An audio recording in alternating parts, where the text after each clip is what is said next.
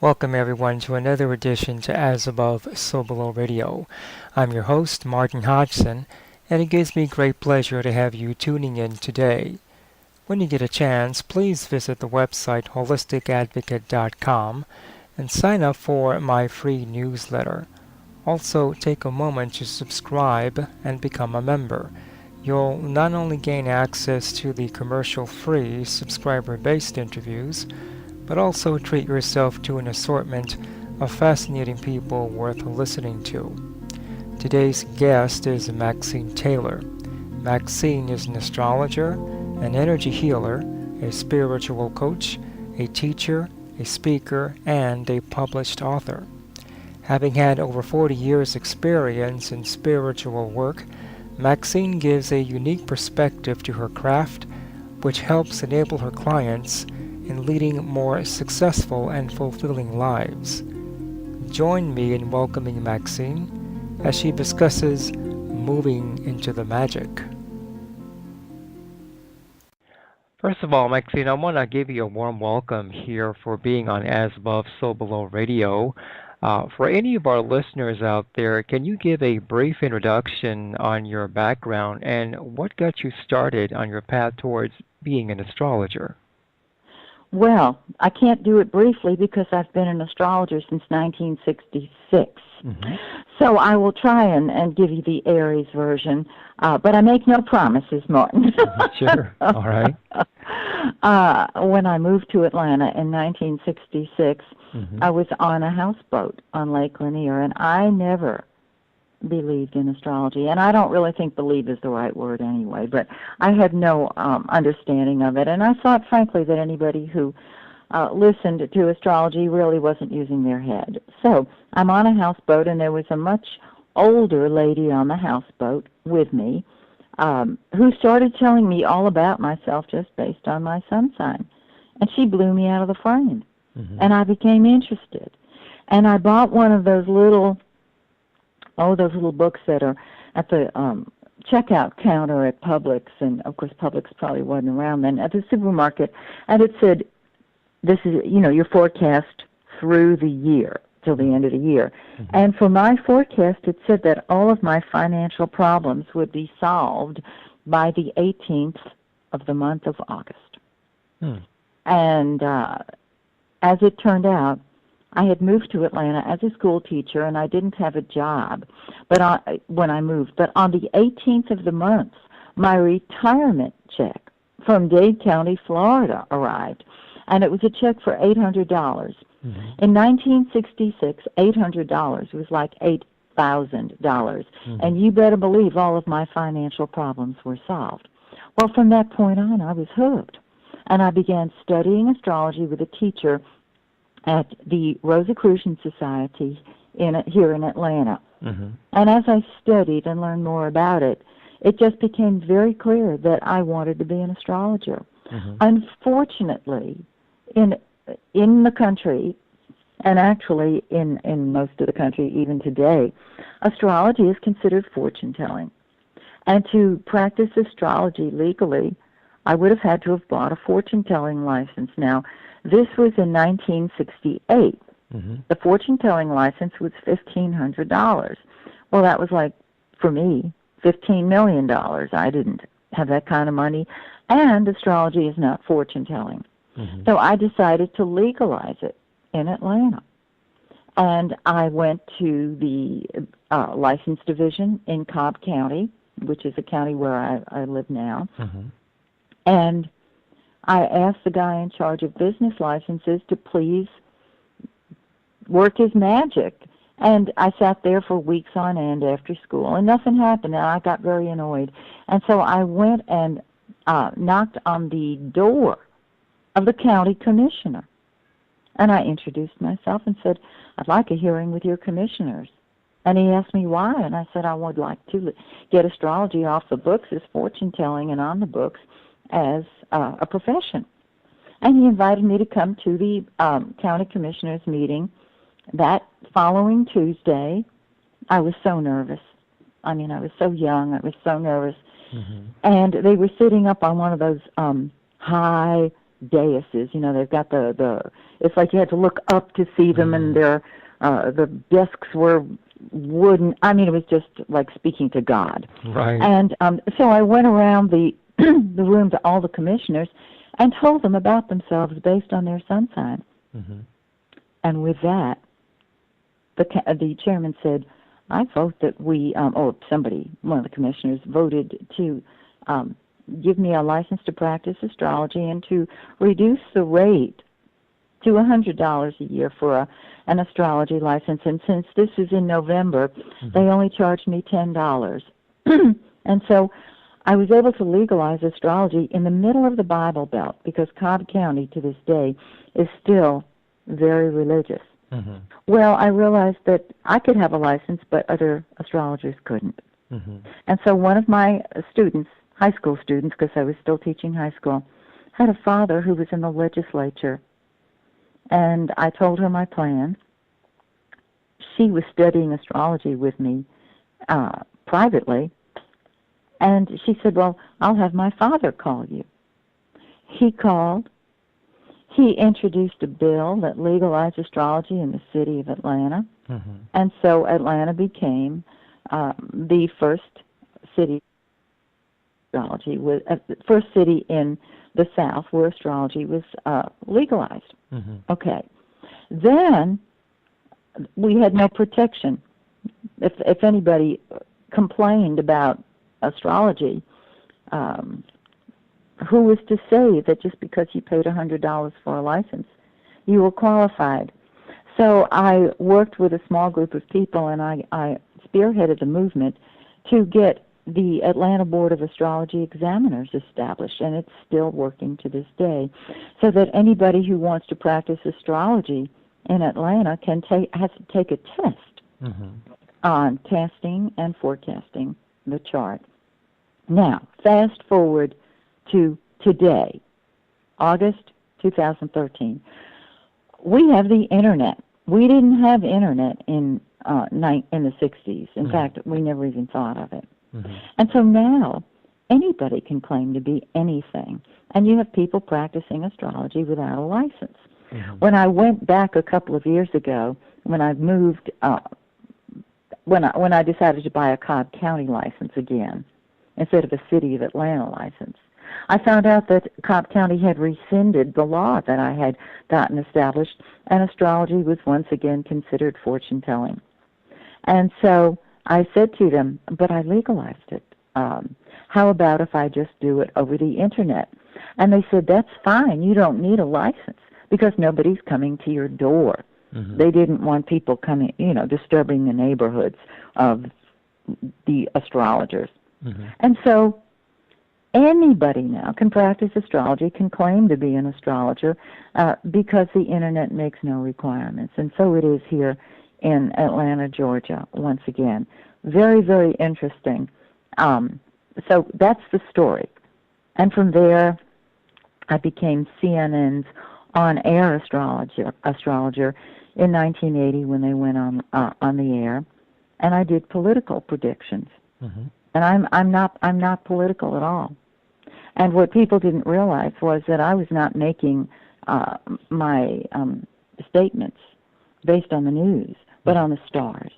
And I've written several astrology books. I teach astrology, and I've moved forward beyond astrology into related subjects.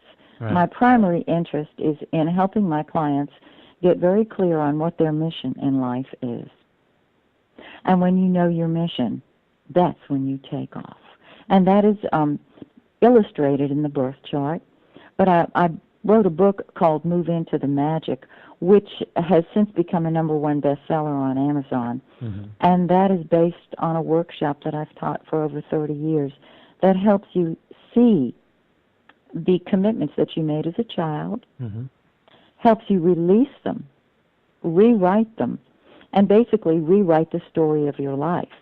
Then in part 2 of that book, I show you how to find your life's mission.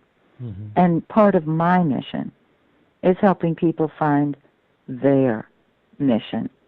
If you don't know why you're here on planet Earth, you belong to the group that I very gently refer to as the living dead, because life can be boring. Life can be humdrum, and we turn to TV, we turn to alcohol, we turn to nicotine, we turn to movies, we turn to escapes, instead of turning to the truth of who we are, finding why we came here in the first place.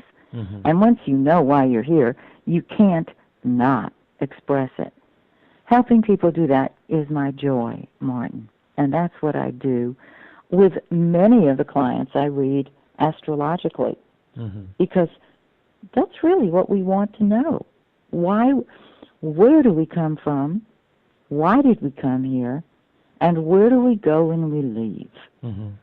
To me, those are the three biggest questions that we're really interested in. And it's not even, when will I find a spouse? When will I win the lottery? When will I make the money that I want to make? Those are important questions. But the underlying questions, the ones that really are deeply embedded in our soul, are the three I talked about. Where do we come from? Why did we come here? And where do we go when we leave? Because we're asking, who am I? Right. Now, you also have a website called MaxineTaylor.com where they can find all this information, correct?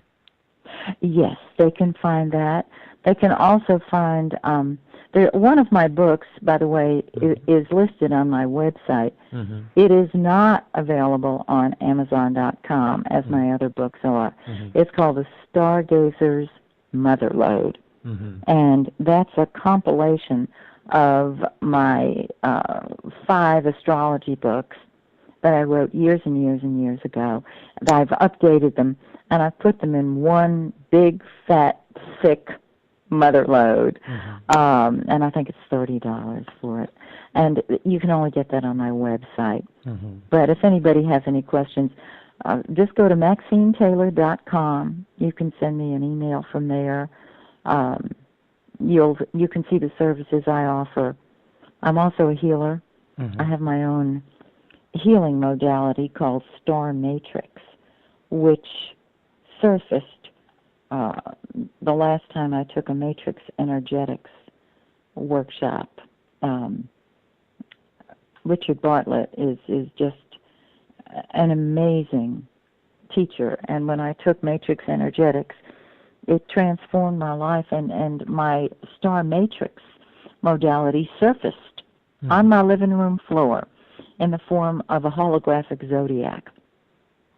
And I walk that zodiac when I do a healing, and I'm led to the cause of what's going on with the client. I don't deal with the problem. I deal with the solution. Right. So interesting. That's a long answer to your original question. Yeah. But it gives you the background, and just along with that, I have to throw this out there.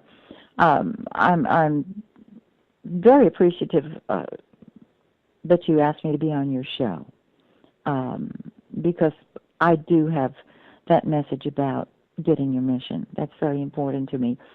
I am no longer interested in convincing people that astrology works, because I know it does. And there are people who know it does, and there are people who do not yet know. What I've seen is that wherever we are on our path, that is the perfect place for us to be. And there are many people who are not involved in astrology or do not go for an annual forecast from an astrologer. Their lives are fine, or as fine as anybody else's. And just because you have astrology as a tool does not mean your life works better. You work your life. Astrology doesn't. So I'm not here to convince anybody that they need to have a chart done. Everybody is right for themselves for now. When I became aware of astrology, I was a skeptic. I didn't believe it at all. And with one little forecasting book, I became a convert, and there's nothing worse than a convert, I guess. And for years I was waving the flag, trying to tell people that the way they thought was wrong and the way I thought was right. And that's just ego-based. Everybody is right for themselves for now. If they choose to avail themselves of astrology, there are some wonderful people out there who can help them. And if they don't, that's fine. Do you hear where I'm coming from, Martin? Yeah, because there are some people who may be listening to this broadcast who may have some misgivings about astrology, that it's considered perhaps part of the occult and it's all nonsense. But in reality, many people all over the world have practiced using astrology for ages, right? I mean, you have the Vatican, which has a depiction of the zodiac once you enter the Basilica of St. Mary of the Angels and Martyrs. Nancy Reagan often consulted an astrologer, Joan Quigley, among others. Even J.P. Morgan was once quoted as saying that millionaires don't use astrology, billionaires do. Nostradamus even used astrology in composing his quatrains to avoid being discovered by the Inquisition. Even in the Bible, the three wise men knew that the Star of Bethlehem was likely an auspicious sign in the sky, and I believe there were astrologers. So it's all over, you know. But yet you have what you're doing is what I used to do to try and convince people that astrology is valid. I listed all the same things that you did. I don't do that anymore. I don't care if they follow astrology or not. That is their choice. The people who do follow astrology love it. They're the ones I want to talk to. Does that mean I'm not waving a flag? I'm not, and I did for something like 30 years. It's a waste of time. Because what it says, if I go out there and quote Bible, which I've done, you know, God put the stars in the heavens for signs, and I'm honored to be able to read them, then what I'm saying is my belief is right and your belief is wrong, whoever the you is. And that's a judgment. That's not true. I'm right for me for now. And just because it's written in the Bible, just because it's gone on for thousands of years, is not going to convince someone who is convinced otherwise. And bottom line is, I don't have time to waste. The world is moving faster. It's about living our mission. Now, for some people, that mission may be convincing people that astrology is valid. And to them, I say, bravo, go for it. I did for years, and because I identified so closely with astrology. Remember, I was a leader. I was the pioneer here in Georgia back in 1966. Now, there are astrologers all over the world. With the Internet, they're everywhere. We are everywhere. And so I'm not going to waste my time trying to convince people that they need to go to an astrologer. If they are not interested, they won't listen to the show. But my sense is that those people who are listening to the show are not only interested, but probably know a good bit about astrology. And that's the kind of people I love to be with. I'm on the board of directors of the American Federation of Astrologers, and we put on a conference every couple of years. And back in May, we had a gorgeous conference in Tempe, Arizona, which is the headquarters of the American Federation of Astrologers. And there were several hundred people there, all of one mind. It was magnificent because we were all on the same page. It feels so good. So that's where I'm at with it. Well, Maxine, let me ask you this. Do you think astrology has come back full circle as more and more people are becoming more receptive to this? Because it is a science when you look at it, you know, from a nuts and bolts perspective, because you are using mathematics to interpret one's blueprint, one's potential at the moment of their birth, right? Yes. And so I lost the question. Well, do you think it's come back full circle? I mean, you know, in the distant I don't think past, it went away. I don't think it ever went away. I think it was,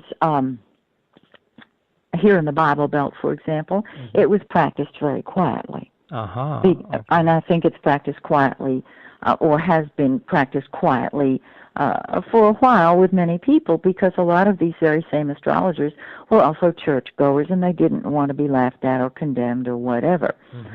I think because we are in the age of Aquarius. There's no question about it. We are definitely, astrology is able to step forward publicly, and more people are practicing astrology on the internet, as I mentioned, which is really cool. So that I think perhaps that's what you're asking. More and more astrologers around the world are practicing astrology, and openly. And I give thanks to the internet for doing that. So that's really, really cool. And if that's what you're asking, absolutely. It's more popular, it's more recognized, and it's accepted by more people, because we don't have to practice for years, privately and quietly for years. I call this a kitchen table science, in that you practice it very quietly on your kitchen table. You didn't tell people because you didn't want your neighbors to be upset and whatever. Now it's out there, as is everything else on the internet. And I think that's a good thing. Well, let me ask you this, Maxine. What about free will? There's so much talked about how we create our own reality, but I remember reading a passage from a book about Edgar Cayce, who was under trance, when he had stated that man's will was superior than that of the planets. I mean, do you believe that we can override what our potential indicates in a birth chart? Number one, why would you want to override it? That's number one. If you've got potential. Okay, let me back it up. All right. We are spirit. We are God in an earthbound body. We are infinite, immortal spirit. We are beauty, health, wisdom, joy, love. We are all that is good. We come here to planet Earth with a mission.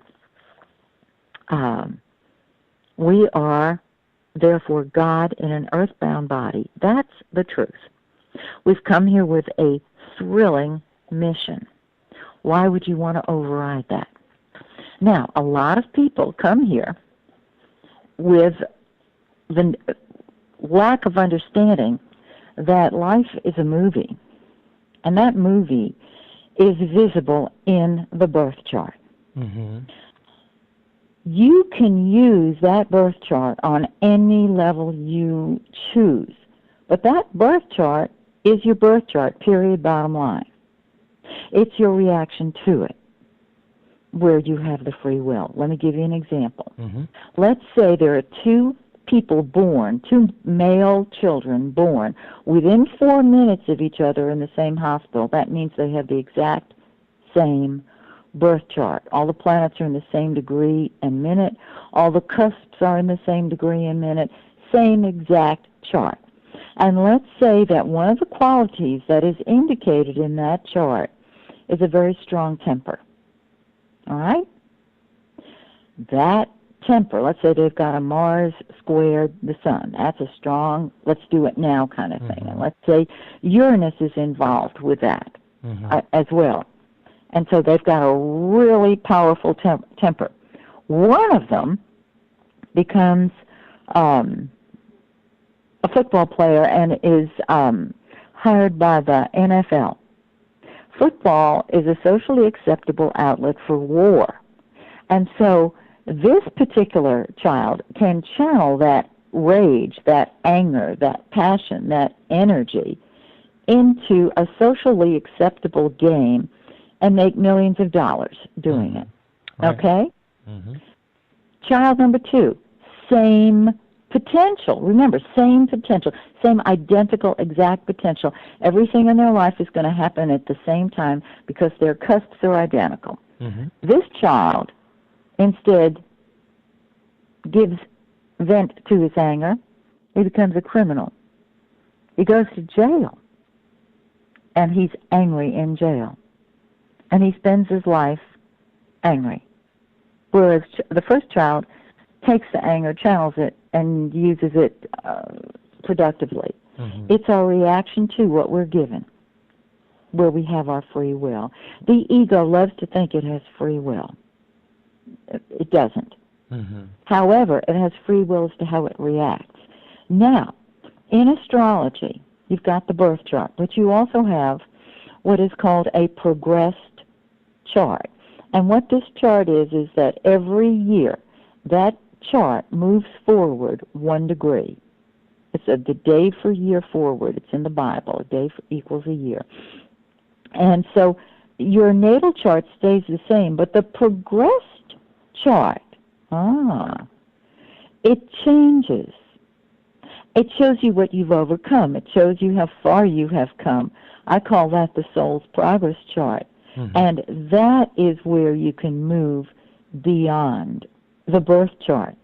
But the very same qualities that you were born with will manifest. It's the way in which they manifest. Again, using temper. You can express it or you can stuff it.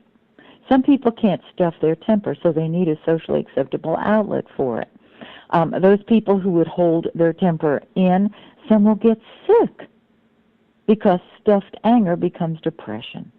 And they'll be sick because they're not expressing their anger.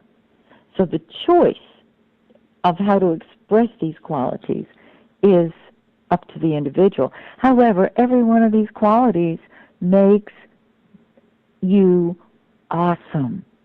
Your birth chart is the blueprint of your awesomeness at the time of your birth. I give a talk in a class called "There's Nothing Wrong with You, Deal with It." And I changed the title to "You Are Fabulous, Deal with It." Why would you want to change what you chose prior to incarnating? Because you chose your chart, you chose your parents, they chose you, you chose where you were going to live, you chose the story, you wrote the story ahead of time, and you just incarnate at the appropriate moment to activate this chart. Why would you want to change it? Well, I guess the way I should have asked the question is that supposing someone had visited you and you show or you tell the person, you know what, you have a stellium in Virgo or in Gemini, which shows your potential to be an analyst, let's say an accountant, a CPA, but the person has a desire to become, let's say, an actor or an artist. So in effect, they want to override what their chart shows as their potential. Well, no. No. They want to override how their potential was described to them. There are many actors who are Virgos. They would make horrible accountants. You have to look at the whole chart. You can't say just because you have a stellium in Virgo, you should be an accountant. Well, we'd have a lot of dead, suicidal accountants. No. The potential in your chart is what you want. Think of life as a movie. Think of your chart as a movie. It's a story. Life is a story. It's not real. It's a dream. It's a story that we've contrived, and it's legible in the birth chart. When you look at a chart that, let's say, has a stellium in Virgo, that person is going to be a warrior. They are going to be analytical. Nothing wrong with that. If they want to be an actor, that potential's in the birth chart. Because anything you want to do, you have a talent for. Anything you desire, you've got the ability to do it. And so I would look at the entire chart and say, okay, you're going to be an actor because you've got planets in the 5th house here, let's say. You've got great creativity. But you're going to worry your way through every single part. Now, the way I reassure my Virgo clients is, I never tell a Virgo not to worry, because that's telling them to shut up. That's belittling them, and that's making light of a gift that they have, their analytical genius. If I want to know how to do something, I'm going to ask someone with a lot of Virgo in their chart, because they're going to tell me exactly how to do it. And if I'm smart, I will listen to them. So what I will tell them is, you're going to worry, but you don't have to worry quite as much as you do. And in time, that worry will diminish. But don't stop making lists and checking things off. In other words, there's nothing wrong with you. Deal with it. Use it. Why would... In my chart, I was told years ago that I would be great as somebody, like a money advisor, or somebody who worked in the stock market. Yeah. I can't think of anything I'd rather do less. I mean, nobody ever told me I'd be an astrologer. And as I look at my own chart, I understand when I see charts like mine that the person is a natural psychologist, a natural consultant, and has more power than they know what to do with. And they want to help transform the world. Now, had they told me that when I was a child, I would have spread my wings and soared. To be a money manager? Oh, I can't think of anything more boring for me. And I want people, anybody I go to, I want them to be passionate about what they do. So you're not, why would you want to override your chart? What you want to do is express your chart on its most glorious level. And to do that, you need very often to find an astrologer who is doing that, or a psychic. If you're going to go to a psychic, find a psychic whose life is working. Find somebody whose belief system agrees with yours, and you're vibrating at the same frequency. And so when you get your reading, they're reading you, not some textbook definition of a sun sign. Does that make sense? Sure. Yeah, and I'd like to also, if you don't mind, talk about some of the major planetary configurations. Can you talk about, let's say, a grand cross, a grand trine, T-square, and some of the major planetary configurations? Sure. Why do you want to do that? Well, it's just that, when we talk about astrology, for the most part, most people tend to, I guess, focus on sun signs, moon signs, rising signs. But when it comes to the nuts and bolts, this is more, I guess, towards the mystical side, the esoteric side of astrology, which, very few astrologers really touch upon. So I was wondering if maybe you can share some insights on some of these planetary configurations. Well, those are just part of them, and I'll be glad to, but that's a limited area. Let me expand it. Sure. Astrology, as written in the Kabbalah, the Kabbalah is the foundation of Judaism, which is the first monotheistic religion, and thereby the foundation of all religions, all Christian, well, not just Christian religions, but certainly the foundation of Christianity. And the tarot, and a lot of people read tarot cards. The tarot cards are a really exoteric, really mundane interpretation of the Kabbalah, which is the foundation of Jewish mysticism. In astrology, you have several different ways that you read a chart. And I'm going to give you, again, more information than you asked for, because what you asked for is very limiting, and I don't spend a lot of time on just that. I want your audience to get the whole picture. And without a visual, this is going to be lacking something.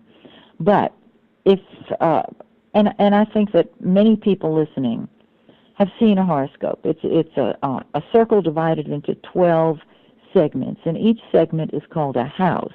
And each house deals with a different area of life. And the planets, there are 12 houses, 10 planets, are sprinkled around the zodiac, the horoscope, in these houses. Now, what you've asked me, Martin, is to comment on the aspects between planets. When I start doing a chart, the first thing I look at is planets in houses. To me, that's number one. Because the planet is the principle that we're learning. And the house is the area of life in which we're learning it. So, for example, let's say you've got a bunch of planets in your 10th house. The 10th house is career. It's the public eye. It's leadership. And so anybody with a strong 10th house is a natural leader. They're going to be a leader. I don't care if they have a career or not. They are going to be in the catbird seat, period, bottom line. And so I look at the house placement before I look at anything else, because it really tells it. Now, each planet is also in a sign. I like the sun in, if you're a Taurus, your sun is in Taurus. If your moon is in Leo, Mercury is in, each planet is in a sign. And that sign expresses, it tells how the planet will express itself, which is very, very interesting, of course. And then third on my list are the aspects between the planets, and that means how the planets interact with each other. And you've asked me to speak on a more advanced, on the more advanced configurations. I'm going to start with the beginning. Sure. First of all, there are some relationships, some aspects between planets which are considered good. And I have that in quotes because I don't see good or bad. It is. And it's your reaction to it that determines the outcome. And I'll address that later if we have time and explain how this manifests in everyday living. Okay, so if you have a trine, and that's an aspect of 120 degrees between two planets, this is supposed to be the bestest of the best. It's a great aspect indicating blessings and love and ease in interacting. The two planets interact very easily and very beautifully.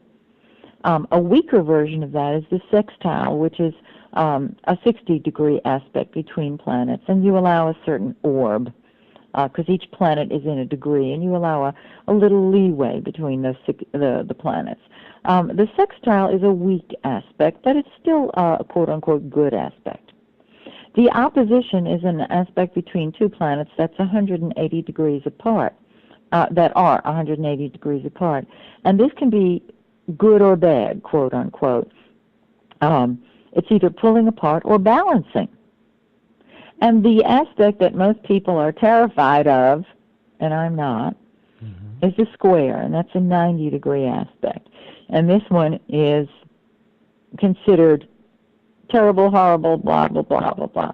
It's not. It's a definite challenge. You need a couple of squares in your chart. If you don't have them natally, when problems come along, you can't handle them.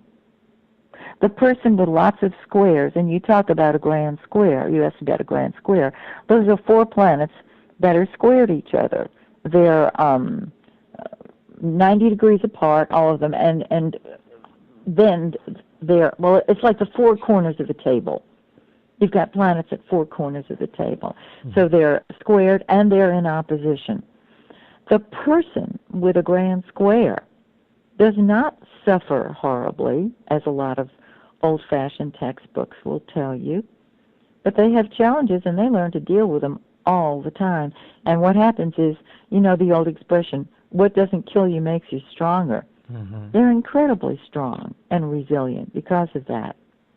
Then you have a grand trine, and that's three planets that form a triangle, a trine to each other. And I've had many people at cocktail parties come up to me and very proudly state, I have a grand trine in my chart, like God's smiling on me, sister. And I always say to them, well, that's lovely. What have you done with it? Because a grand trine can make you lazy. Now, everybody wants a grand trine, but it can make you lazy because things are handed to you. an example of these aspects, let's just take the trine. If I come to you and say, Martin, I have a cake. It is your favorite cake in the whole wide world. I have it here. I'm going to give it to you. That's a trine. You just stand there blinking and breathing, and things are given. Things happen that are just wonderful. A sextile would be me calling you up and saying, Martin, I've got this cake here. I know you love it, but you're going to have to meet me halfway because I'm in my car. Can we meet at the public shopping center? So it's an opportunity, but you have to, it's a little weaker. Mm-hmm. The opposition aspect is, Martin, I've got this chocolate cake, and you have a creme brulee. I'll trade you the chocolate cake for the creme brulee. That's the balancing, okay, the give and take. The square is, you've got the cake. I come over, and I take the cake away from you and run out the door.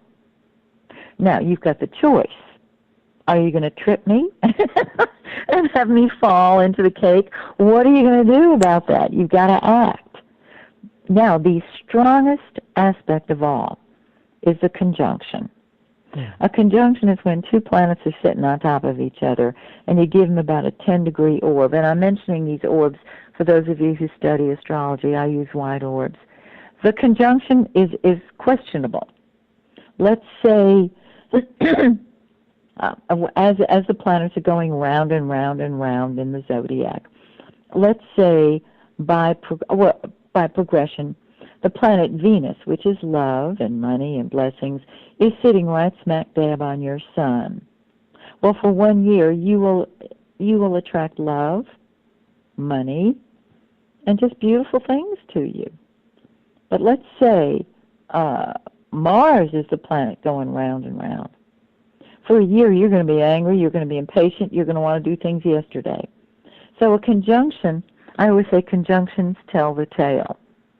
They can go either way, but they are the most powerful in the zodiac. Okay, back to your original question. You asked about a grand square, mm-hmm. or a cardinal cross, or a mutable cross, or, That is the grand square.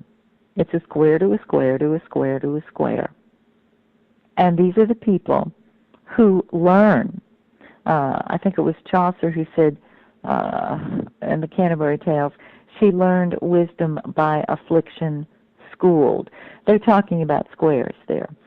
Things happen, but your reaction to them is what determines your success or failure.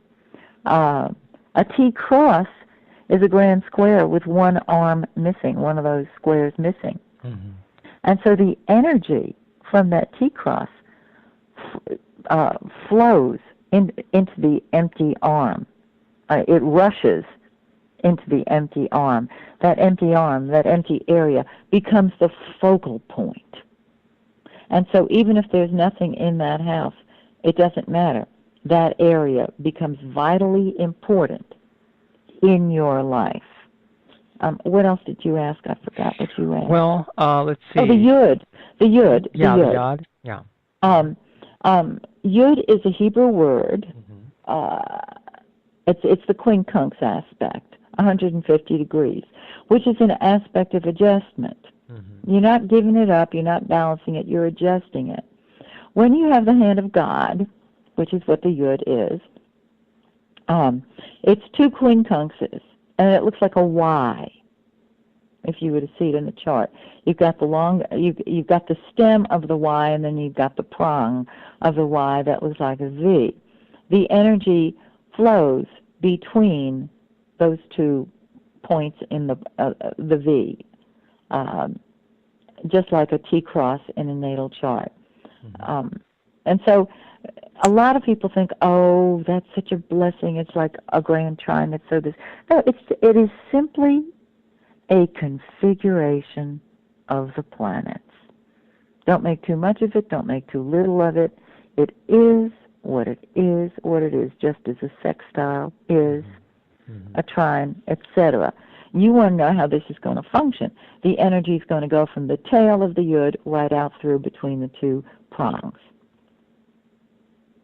Any any other Well, let's see. configuration you asked about? I've forgotten. I know that from what I've read that if you have, let's say, the majority of your planets above the horizon, that tends to make you more of a objective personality and more out there, let's say, on the world stage, as opposed to, let's say, having the majority of planets below the horizon, which makes you more of a subjective soul, so to speak. I don't know if it's subjective, but you're involved with daily activities. I would agree with that. Yes, and left hand side of the chart, you're more self-oriented, and right hand side of the chart, you're more other directed. Yeah. Okay, well, let me ask you this. I'm sure you get asked this question a lot of, plenty and so forth, but how important is it to understand and accept your mission once you've interpreted one's natal chart? The mission is not necessarily indicated in the natal chart. It gives you a hint. But see, you're a spiritual coach, right? So, yes. in effect, once you know this person's potential, Yes. you're able to say, you know what, this is what, from my point of view, see that, you know, this and this and this will help you in your life. Yes. So, in effect, you know, with that chart, basically you're using that as a tool to help someone, to guide someone in their path on life, right? Yes. I'm not clear on your question. Well, let me talk about the mission. Because you brought that up, and it's a wonderful subject to talk about. Everything in your birth chart is what you gave yourself prior to incarnating. So it's something you want. It is so exciting to know your birth chart. First of all, it validates the fact that you're not crazy. A lot of people don't know themselves. Well, most people don't know themselves very well. As they get older, they learn more about themselves. But when you're young, in particular, you don't know you because you've been programmed by mommy and daddy and family and church and government and TV and internet and all that other stuff. And it's hard to know who you are. The birth chart is the most remarkable tool for me to help people understand exactly how marvelous they are, what their talents are, what their obstacles might be. You know, let's say somebody has a really big ego. Well, I know a lot of people. We see them in the news. They run for public office. They're on TV. They're the Donald Trumps. They're out there. They're talking all about themselves and how wonderful they are. Is that a good thing, quote unquote, or a bad thing, quote unquote? Well, it's just a thing. And they've given themselves this ego to accomplish mightily. I think sometimes it takes a big ego to accomplish mightily. See what I'm saying? These are qualities, these are talents, these are gifts, and you want to use them. And when you, somebody who's never met you before, sits down and just rattles all this stuff off, you feel awesome because it validates you. It tells you you're right. You're not crazy. There's nothing wrong with you. There's everything right with you. Now, the mission is something above and when we talk about our mission, I'll tell you why I say it. You get a hint of it in the chart, but the chart does not light up and tilt and point you in the direction of your mission. It gives you your direction. It gives you your talents. It gives you your abilities. Everyone, to get your mission, you want to get what you're passionate about. And that's what I do in part two. I help people get their mission in life. I ask them if money were no object and success were absolutely guaranteed, what would you do for the rest of your life that would make your heart sing and thrill you down to your toes? And then I let them talk. And they use the words that apply to them. They don't use my words. They shouldn't use my words. They will use their own words. When they describe that, they've described their passion. And then I ask them, how does that help the planet? What does that do for the planet? And in their own words, they literally speak their mission. They use the words that describe it. And so I'll ask them, is this your mission? And they'll cry very often. Or they'll quit breathing for a second. And while, yes, you can see the potential for this in the chart, the mission goes beyond the birth chart. It's beyond astrology. And that's what I deal with. I deal with astrology and beyond. Now, and I deal with advanced people who want to know why they are here, because they know they have a mission and they want to get on with it. Right. Now, with what I just asked you, do you also, touch upon the north, the north node and the south node as well? Yes. Yeah, because, for those who may not be familiar who are listening to this broadcast, what the north node shows qualities that must be consciously developed, whereas the south node carries negative patterning, which we need to just let go, right? No, 1,000 times no. Oh, I'm so glad you mentioned that. Okay. I'm so glad you mentioned that. You can hear that I'm very different from most astrologers. I can't stand to hear negative interpretation, a judgment like that. And I'm not blaming you at all. Sure. This is what is written. And people believe that garbage. This is fair. Okay, let me tell you about the nodes. And remember, I've been studying astrology since 1966. So I've learned, I've read a lot, and I've come to my own conclusions based on my life and my clients. Every planet has a north node and a south node. And this is the point at which the planet crosses, oh gosh, I always get confused on this, with the ecliptic crosses the celestial, no. It's where it crosses the celestial equator, I believe. I forget if it's the ecliptic or the celestial equator, but every planet has a north and south node. The ones we use, when I say we, most astrologers, are the nodes of the moon, because the moon is our subconscious. The moon is our instinct. The moon is our mommy's message to us. By the way, I wrote a book called Hidden Messages, and in it I talk about the fact that the moon is where our mother tells us to look for our emotional security. But that's a whole other book, which is in my Stargazer's Motherlode. The south node, wherever it falls in your birth chart, indicates that area of life that you have mastered in a past life. It's easy for you. It's instinctive to you. It's knee-jerk. And so you're very good at it. Now, so far, you haven't heard anything negative, have you? No. And in fact, it sort of makes you like your south node a little bit, doesn't it? I mean, yay, south node. Right. Okay. The problem that we run into with the south node is because it's so instinctive and so easy, and so you don't even think about it, you can get locked into it. It can take up a lot of your time and can then drain your energies, because it's like going round and round, a hamster on a treadmill.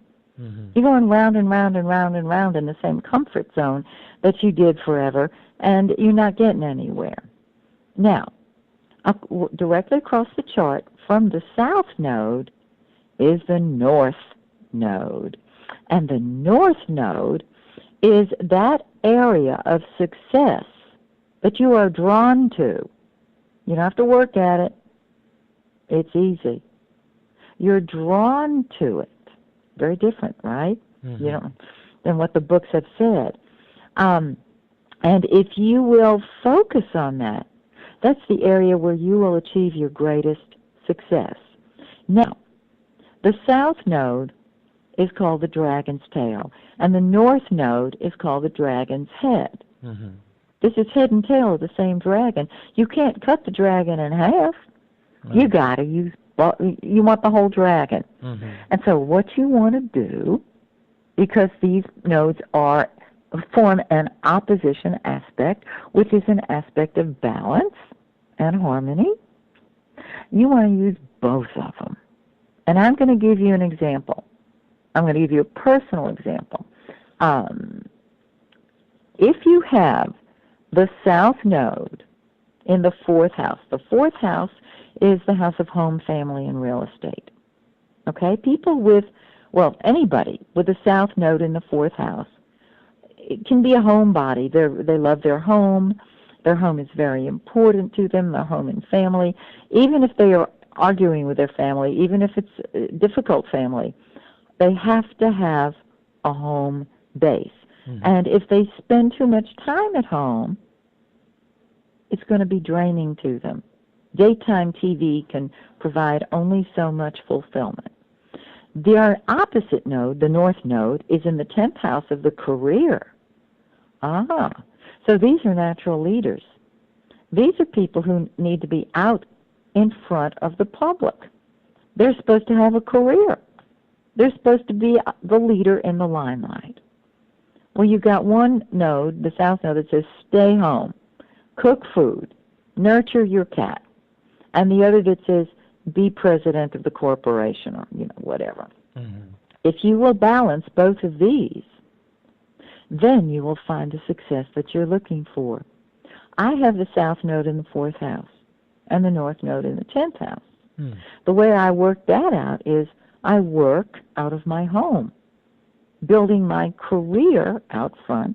I mean, I'm a presence on the Internet. Mm-hmm.